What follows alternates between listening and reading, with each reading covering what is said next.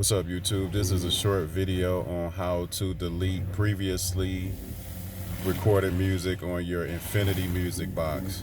If you purchased a used Infiniti, more than likely it has music on there from the previous owner.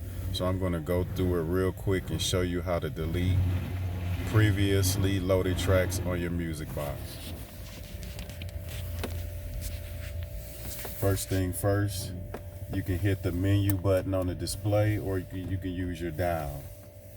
You can use your dial to navigate through this process, but we're going to use the menu button.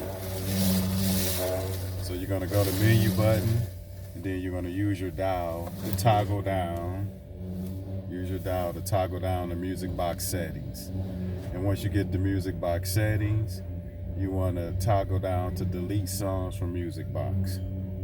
You want to delete your current songs, delete albums, delete all songs and albums. I'm going to choose to delete all songs and albums from this particular music box. Then a prompt will come up. Are you sure you want to delete all songs? You have the option of yes and no. I'm going to go with yes.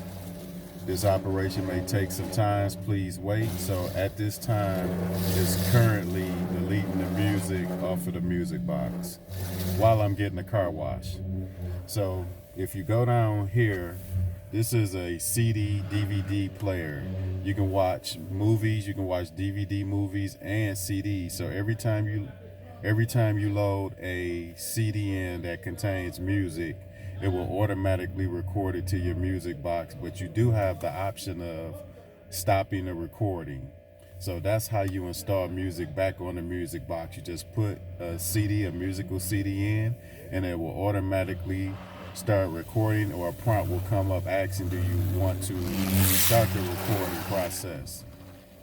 So this is how you delete music from a music box. Essentially, it's very easy to do.